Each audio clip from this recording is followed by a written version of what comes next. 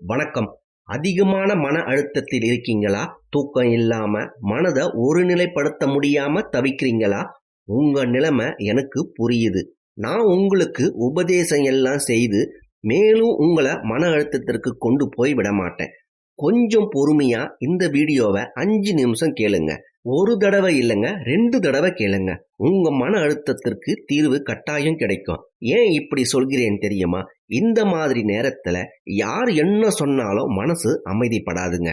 நான் எந்த தவறும் செய்யல, அப்புறம் எதுக்கு ஆண்டவன் என்ன மட்டும் சோதிக்கிறான் என்று நீங்கள் கண்ணீர் விட்டு அழுவதை என்னால் புரிந்து கொள்ள முடிகிறது. பெரும்பாலான மக்களுக்கு இருக்கும் பிரச்சனை என்னன்னா, கடன் தொல்லை, தொழில் நஷ்டம், குடும்ப பிரச்சனை, காதல்ல தோல்வி, வேலையில் பிரச்சனை, அவமானம், துரோகத்தால் ஏற்பட்ட இழப்பு, இப்படி சொல்லிக்கிட்டே போகலாம். இவையெல்லாம் உங்களுக்கு மட்டும்தான் இருக்கிறது என்று நினைக்கிறீங்க. அங்கதான் ஆரம்பமாகிறது உங்களுடைய மன அழுத்தத்திற்கான காரணம். உங்களுக்கு பணம் பிரச்சனை தான் பிரதானமான காரணம் என்று நீங்கள் நினைத்து கொண்டிருந்தால், பணம் நம்மளுடைய ஆடம்பர வாழ்க்கையை அனுபவிக்க மட்டும்தான். உங்களுடைய குடும்பத்தில் நேரம் செலவிடும் அளவிற்கு உங்களுக்கு நேரம் இருந்தாலே போதுமே. நீங்கள் தான் உண்மையான கோடீஸ்வரன். ஒரு தொழிலோ வியாபாரமோ செய்றீங்களா? உங்களால மேலும் தொடர்ந்து நடத்த முடியவில்லையா? கொஞ்ச காலம் அந்த தொழில் சம்பந்தப்பட்ட வேலையில் சேர்ந்து இன்னும் அதிகப்படியான அனுபவத்தை பெற்று மீண்டும் அதே தொழிலை ஆரம்பிக்கலாமே. அதற்கு ஏன் கவலைப்படுறீங்க? நீங்கள் கவலைப்படுவதால் சரியாகிவிடும் என்றால் கவலைப்படுங்கள். நீங்கள் ஆரம்பத்தில் செய்த தவறுகளை மீண்டும் செய்யாமல் பார்த்து கொள்ளுங்கள், அவ்வளவுதான். உங்களுக்கு கடன் இருந்தால் ஒரு கடனை அடைக்க இன்னொரு கடனை வாங்காதீர்கள். உங்களுக்கு கடன் கொடுத்தவரிடம் சென்று நேரம் கேளுங்கள். அதுதான் ஒரே தீர்வு. ஒருபோதும் நீங்கள் அவரை ஏமாற்ற மாட்டீர்கள் என்ற உத்தரவாதத்தை அவருக்கு தாருங்கள்.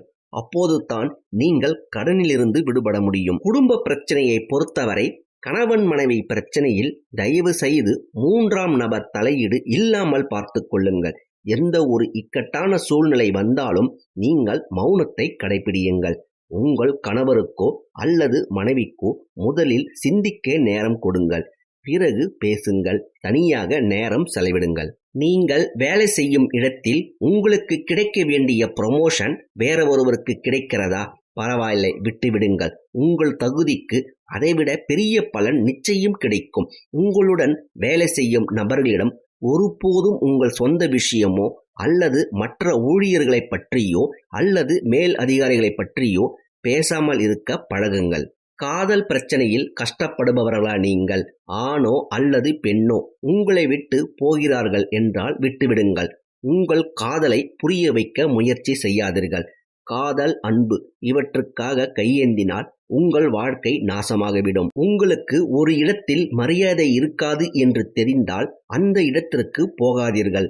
அவமானம் ஏற்படும் இடத்திலிருந்து வெளியே வந்துவிடுங்கள். உங்களுக்கு கடைசியாக அழைப்பு விடுத்தால் அதை தவிர்த்து விடுங்கள்.